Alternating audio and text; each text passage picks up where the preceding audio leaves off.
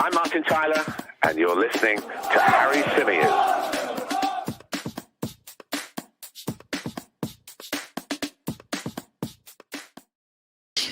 Hey everybody, welcome back along to the Chronicles of a Gooner, the Arsenal podcast, part of the 90 Min football family. As ever, I'm your host, Harry Symeou, coming to you for the second time today. So if you're not sick of me yet, thank you for staying with us.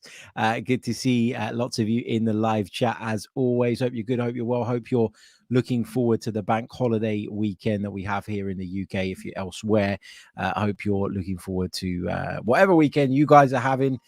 Make sure you make the most of it. Enjoy yourself. Enjoy the sunshine if there's sunshine wherever you are.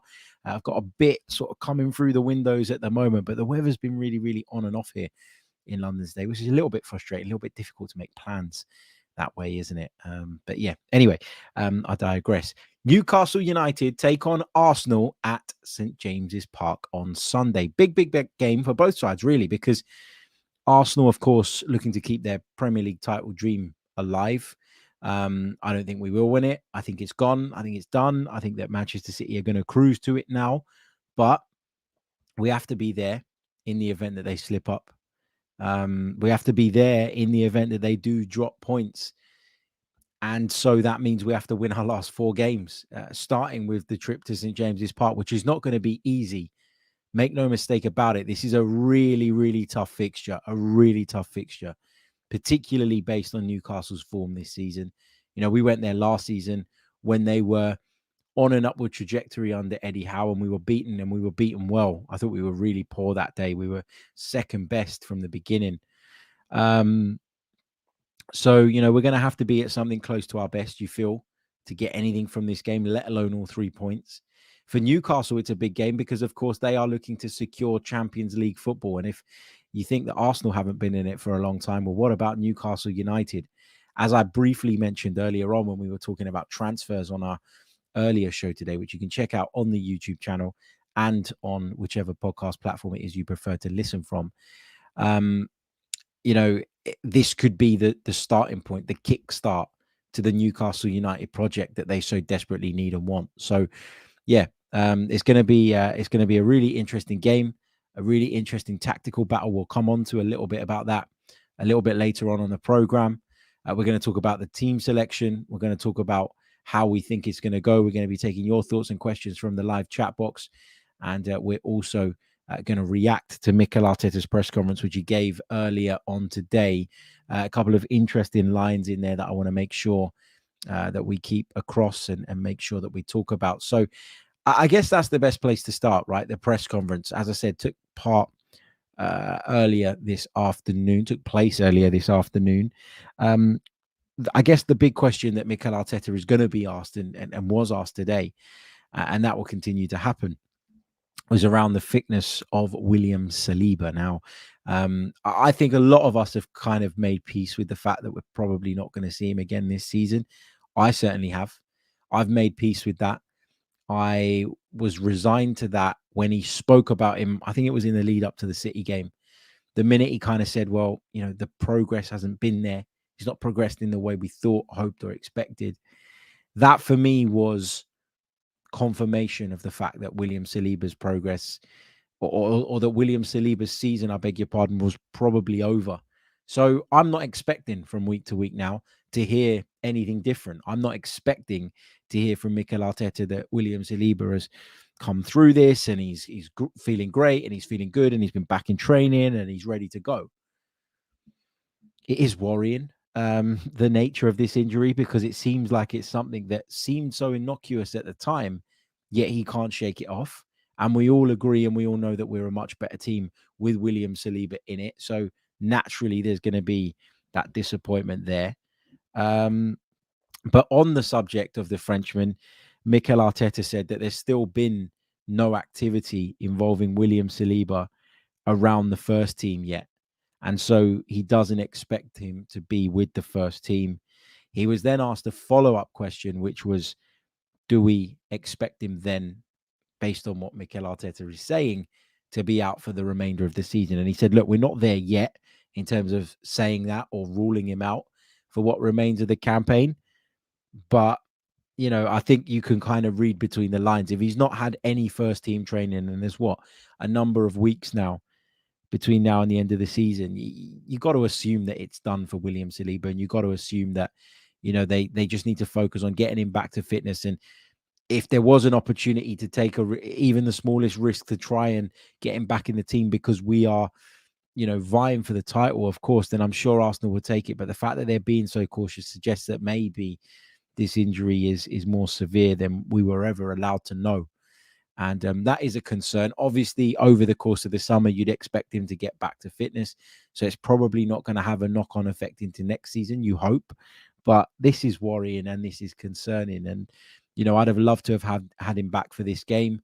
But even if he did come back, even if he had trained for the last few days, how fresh and fit would he be based on the fact that he's done very little work in and around the first team? So those are things you need to consider as well. He was also asked about Gabriel because, of course, he is a doubt going into the weekend because of that knock that he picked up against Chelsea. There's been a lot of speculation around what exactly that injury was. We brought you an update on it a little bit earlier on from Kaya Kainak, and that still stands. Kaya Kainak's report was that it was, in fact, an issue with his ankle, not the hamstring problem that others had reported, and that actually he should be okay for the weekend. Mikel Arteta kept his cards close to his chest, as you'd expect him to do, and he said we'll have to see how he is tomorrow. But as I say, judging by those recent reports, I've got quite a bit of hope that he will be fit and available for this one, and we'll factor that in, of course, when discussing what we believe the starting lineup should be in the game up at St. James's Park. Few hellos. Let's say a few hellos before we continue through. Remember, if people are coming in the chat to have a go at other people, I will block you instantly because I'm not about that today. We've never been about that. This is a platform for Arsenal fans to come and have respectful debates. You can disagree, of course you can, but if we get to the point where we're calling each other stupid names, that's not what our loyal subscribers are here for, and they don't deserve that. So I will, if I see it, if I catch it, I will block people and kick them out. Just a warning. Big hello to NSW, to Henry, to Steve, to Tamina. We've got Gavin in the chat as well. We've got Viju. Adair is with us. Craig from Fort Lauderdale. I haven't seen you in here for a while. Good to see you, mate. Hope you're good. Wandering Minstrel is with us. CWHS Fans says, Harry, you are the GOAT. I don't think I am, but I wish I was. No, I'm kidding. He says, twice today is a treat. Yep, 2 shows today. We're going all out, aren't we? But anyway, big hello to Mohammed as well. And of course, the Snipe.Genius, who says, haven't caught you live for a while, Harry. Good to see you as well, my friend. Right. So that's kind of the big lines from the press conference. The other bit that is probably worth highlighting, but I'm not going to just sit and read Mikel's press conference word for word, is that he was asked, what they need to do differently, what the kind of feeling is going into this game, because the defeat at St. James's Park in terms of our top 4 hopes last season was pretty damaging. And Mikel said it'll be a different game, different teams, different personnel. We're very different in what we do now. Newcastle very different in what they do. Mikel also said that he felt that we deserved to win the game at the Emirates earlier on in the season. And I think that too. I remember Newcastle coming to North London and frustrating us on that particular occasion. Difficult night for the Gunners. Bit of controversy, lots of complaints about time wasting and all sorts of other things as well. But yeah, I really respect this Newcastle side. I think they're a fantastic side. I think they got a lot to offer. I think they are one of those sides that can do a bit of everything. And I know that sounds like a really obvious thing to say, but what I mean is when they need to dig in and be solid defensively and they need to shut the door on you, they can do that. They did it to us at the Emirates Stadium at a time when we were in much better form than we are now. They're also a side with the capability to hurt you. They've got top quality attacking players. They've got informed strikers in Callum Wilson and Alexander Isak. They've got electrifying wingers. They've got midfielders that like to get forward from deep and can make fantastic runs. We've seen all of that from Newcastle over the course of the season. So things to be wary of. That midfield energy for me is the big one, because not only do they have energy in terms of closing people down, shutting doors, closing off passing lanes and pathways, they have this incredible ability to sort of make lung bursting runs from midfield and getting beyond their strikers. And we see that a lot in the likes of, for example, Joe Willock. Somebody like Joe Linton can do that as well, given that he was a striker previously. He has that in his nature. He has that understanding of the areas that he should be occupying and the areas that he needs to get into if he wants to score goals. And the turnaround in him has been unbelievable.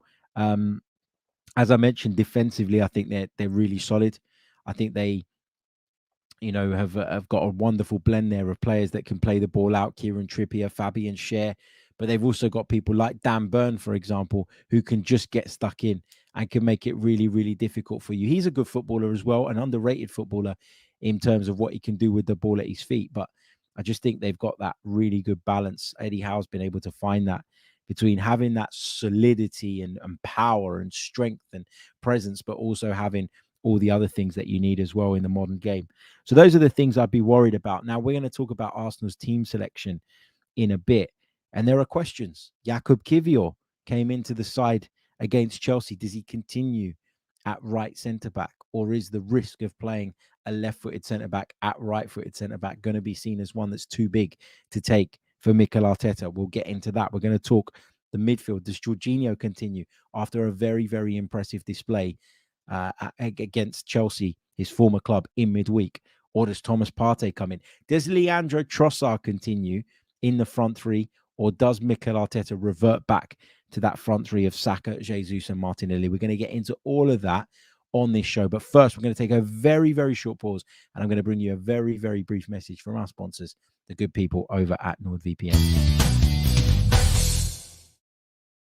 Thank you very much. Don't forget, this podcast is sponsored by the good people over at NordVPN. So if you are looking for a VPN service as a virtual private network, for a number of reasons, because there are a lot of benefits that you stand to gain from signing up to one of these services, then look no further than NordVPN, because they very much are the best in the business. NordVPN allows you to log onto the internet via a virtual private network, which gives you lots of benefits, one of which is an added layer of security. We know that cybercrime is at an all-time high. So how do you keep people out? How do you keep people from accessing all of your data? Well, you log in through a VPN and it adds that extra layer and makes it impenetrable for those that are looking to, of course, steal your data, information, etc., etc. You can also gain a number of other benefits. So, for example, by logging in via NordVPN, you can change your virtual location, meaning the internet, your browser, thinks that you are based elsewhere in the world. And that can be really, really useful when you want to stream content, watch content, download stuff, sign up to subscriptions, etc., that aren't available in your territory. A great example is that I like to watch Greek football from time to time. Now, it is on TV that I could normally, or I would be able to, if I was out in Greece or Cyprus, be able to access by just, simply sort of logging on to that channel's iPlayer or equivalent. But when I'm in the UK, it's geo-blocked, and that's impossible for me to do. So what I need to do is change my virtual location so that enables me to do that. I can also search for flights, which are often cheaper sometimes from the destination that you are wanting to go to, particularly if you live in the UK. That's another option. That's another thing you can do. Set your location to where you're going. Check the flight prices. You might stand to benefit. And all of that costs about the price of a cup of coffee per month. There are loads more benefits that I'm sure you'll explore if you do head over to the NordVPN website. They are currently sponsoring the Chronicles of a Gooner, which means that you get access to a huge discount by signing up via our link in the description, nordvpn.com/Chronicles AFC. And on top of that, you get an additional 4 months on your plan. So 4 months that you don't pay for. So it's a really worthwhile deal. I know a lot of you use it or use something similar. This is a great opportunity to save yourself some money. This is a promotion available for a limited time. So do check it out, nordvpn.com/Chronicles AFC. And we thank them for their support of the show. Okay. Starting 11 then. Should we do starting 11 or should we do the stats first? I think, you know what? Let's do the stats first. Let's break it down when it comes to Arsenal and Newcastle United. You know what? I'll share the screen so that you guys can see this. Those of you that are, of course, watching us on YouTube, remember to leave a like on the video, by the way.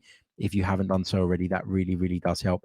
Let's look at it then. Arsenal head-to-head with Newcastle United in the Premier League. 55 times these two sides have met. Arsenal have won 33 of them. Newcastle have won 11, and there have been 11 draws between the two sides. Arsenal, by far, the more dominant force over the Premier League era.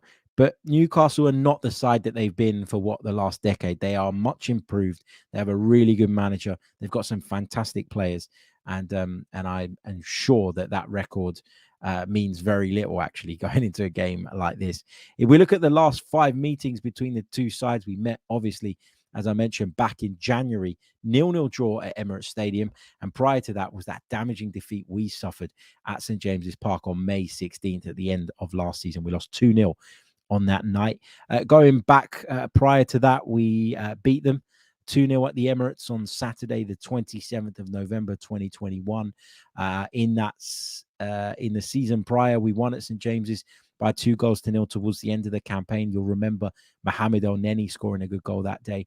And then, of course, prior to that, on Monday, the 18th of January, 2021, it was a 3-0 win to the Arsenal. So you're talking 3 Arsenal wins, 1 Newcastle win, and 1 draw over the course of the last 5. But as I keep saying, this is not the same Newcastle United side. Form guide, they look in much better shape than us. And that is what the form guide reads. You know, Newcastle have won 4 of their last 5 victories over Southampton, Everton, Spurs, and Brentford. The loss coming at Aston Villa at the hands of Unai Emery's men. We've won just 1 of our last 5. We were on a run of 3 successive draws, which done us a lot of damage in the hunt for the title. And then, of course, that defeat at Manchester City, many will feel was the final nail in the coffin for Mikel Arteta's side. I mean, we're still technically alive, but we need to win at St. James's on Sunday, and we need things to go our way. Perhaps King Sam, whose return seems to be getting a lot more attention than the King's coronation here in England, can do us a favor tomorrow. In terms of position, we're second, they're third, just a position separates us, but we do have a lot more points, and then we're 13 points clear of them as things stand, although they do have a game in hand, so that could be that should be a little that should be a little bit smaller, that gap, because of that game in hand. As I say, sorry, got distracted there. I don't know what I was thinking. We've won 24 of our games, drawn 6, lost 4. They've won 18, drawn 11, lost 4. They do draw a lot of games. Average goal score per match, Arsenal 2.38, Newcastle 1.85, but they do concede less than us. They concede on average 0.82 goals per match. We're on 1.15, and that's significantly increased for Arsenal in the recent months, which is a bit disappointing. They've kept more clean sheets than us, 13 to our 12. And according to the Premier League stats, I always say be wary of this one. They create more chances per match. In terms of top player statistics, Gabriel Martinelli and Callum Wilson are in joint first position across the two clubs for the number of Premier League goals, both on 15. And Martin Ødegaard sits in third then with 14. He's just 1 behind. When it comes to assists, the Arsenal boys are out in front. Saka with 11, Trossard with 8, and Granit Xhaka with 7 in third. He got a couple, of course, which propelled him up this list against Chelsea in midweek. When it comes to passes, our 2 centre halves, despite William Saliba not having been available for a while, lead the way there with Kieran Trippier in third. When it comes to tackles, it's a Newcastle man heading the pile. Bruno Guimaraes with 67, Thomas Partey with 66, and Joe Linton is in third with 64. Now, the Joe Linton bit is mad, right? Because this guy was a striker when they bought him. I know it didn't work out, and I know that, you know, there was a lot of criticism of him at the time, but look at what he's done. He's managed to adapt position, change position, and he's still putting in tackles and working hard. The fact that he's putting in so many tackles, though, suggests that he's started demanding or started sort of getting to grips with what the new role requires, is what I wanted to say in a roundabout way. But anyway, so those are the stats, those are the facts going into this one. In terms of the team selection, I lost my train of thought. It's been a long day. I've been thinking long and hard about this. So I mentioned that there were decisions to be made over Jakub Kiwior, decisions to be made over Jorginho, over the front line. And I've been thinking long and hard about this, and I've come up with what I would do. And I want to share this with you guys and see, of course, what you think. So Ramsdale in goal, no brainer, easy. Zinchenko at right back, no, Zinchenko. Ben White at right back, I should say, no brainer, easy peasy. Centre half, for me, it should be Gabriel and Kivior, because we just looked a lot more comfortable defensively against Chelsea the other night. Kivior played well, so why not reward him for that performance? I wonder if Mikel Arteta felt he could get away with it against Chelsea. Maybe won't feel he can get away with playing two left-sided centre-backs away at Newcastle. I'm interested to see what he's going to do here. But if it were me, Jakub Kivior stays at centre-back alongside Gabriel. I know some of you in the chat are suggesting that Kieran Tierney needs to start at left-back. I'd say that if we were going to go there and expect to play a game backs against the wall, you know, the drill, all of that, then I'd agree with you. I really, really would. But Zinchenko gives us a control in midfield. He is susceptible defensively. We've talked about that on this show, what feels like 1,000,001 times. But for me, I just think Zinchenko has been the man all season pretty much. And we've had more benefit from Zinchenko being in the side than negative. And so for me, Zinchenko continues at left back. I understand what people are saying. I thought his defending against Chelsea for the goal that they scored the other night was really, really poor. And it's not the first time that I've come out and said that Zinchenko's defending was below the level it needs to be at. But he has a big influence on the team, and I think he brings a lot more to the equation. And as a result of that, I think that he plays. I really, really do. Going on to midfield, I know that a lot of people are making a case for Jorginho after the display that he put in against Chelsea the other night. But for me, you don't get away with it at St. James's Park. And what I mean by that is, you know, I've spoken a lot already about the energy I expect Newcastle to play with. And I expect them to get those runners forward. And I expect them to try and make runs into the box and in and around the box and arrive late as they do sort of so well. And I just think that Jorginho, in terms of his mobility, will struggle. I thought he might have struggled against Chelsea. I was wrong on that date, but I certainly wouldn't take that risk. I think maybe Thomas Partey being taken out of the firing line the other day was a good thing. Hopefully he's back, refreshed, ready to go. And yeah, I think he should come back into the team for this one. I know we'll look at it with hindsight and we'll probably maybe say something different, but I think this is the right decision. Thomas Partey at the pivot. Yeah, I think that's what I'd go with.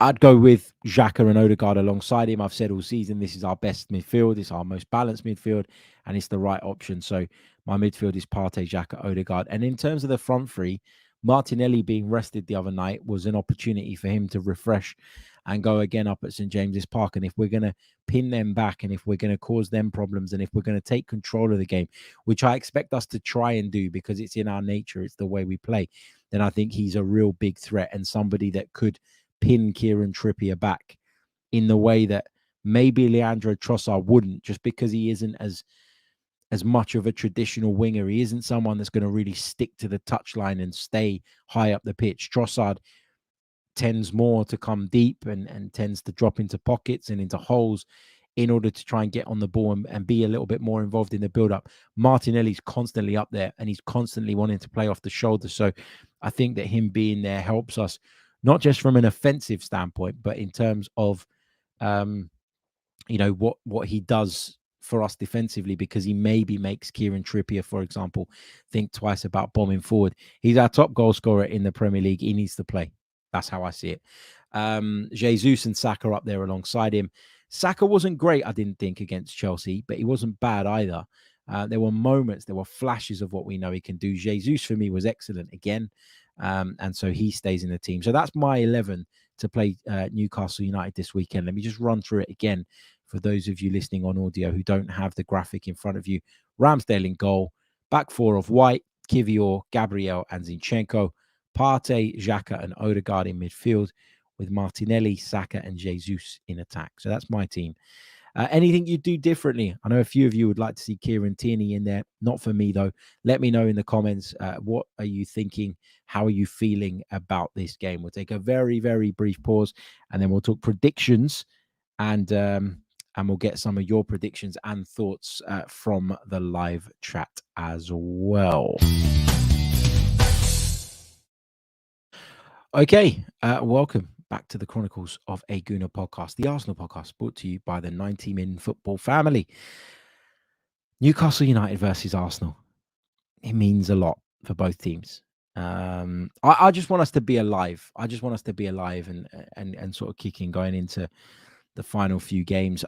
I also, though, at the same time, I'm not stupid enough to think that if Arsenal go there and draw, for example, it's the biggest disgrace in the world. Obviously, there'll be some disappointment and some regret because of what that would mean for our title chances, which are already slim, in my opinion, but would be even slimmer if Newcastle were to beat us or were to get a point against us even.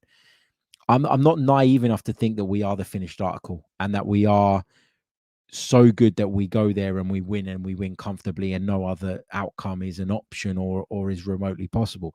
I think there's a really good chance that we go to St. James's Park and get beat. That's me being completely open and honest with you, because they're a fantastic side. And we haven't seen a lot from Arsenal in the last month or so. There has been a significant drop-off in the levels of performances. We seem to be a one-half team at the moment as well, which is another thing that worries me and concerns me.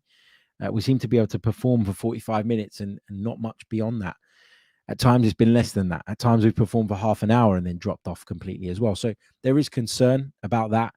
But in terms of a prediction, I'm going to be positive here because I feel like the pressure coming off of Arsenal in a way, the fact that now nobody expects them, A, to go and win at Newcastle and B, to go on and win the Premier League title, I think probably suits us.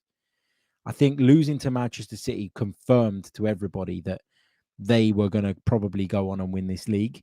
And that was probably the last bit of pressure that Arsenal really had on them. Now it's shackles off, go and try and finish as strong as possible. And look, let's just see where we are. And I think we might benefit from that. You know, I really, really do. So I'm going to go for a 3-1 Arsenal win. I know I said that Newcastle don't concede a lot of goals, and they don't. But we've got plenty of firepower. I don't think we'll keep a clean sheet, but I'm confident we can outscore them if we play something like our best. So I'm going to go for a 3-1 Arsenal win. I know that sounds a bit crazy. I know people will say I'm being overly positive, but that's where I'm at. I'm feeling good about it. I'm hopeful about it. I might be knocked back down to earth come Sunday evening. By the way, I'm not going up to Newcastle at the weekend, so we'll be able to bring you the post-match podcast that same evening, which is, I know, something we used to do all the time when I was at less games and I wasn't traveling as much. And I know that went down really well. And I know people have said to me, look, can you get back to doing that? Wherever possible, I promise I will. And it is possible this weekend. So I'm going to be doing that on Sunday evening.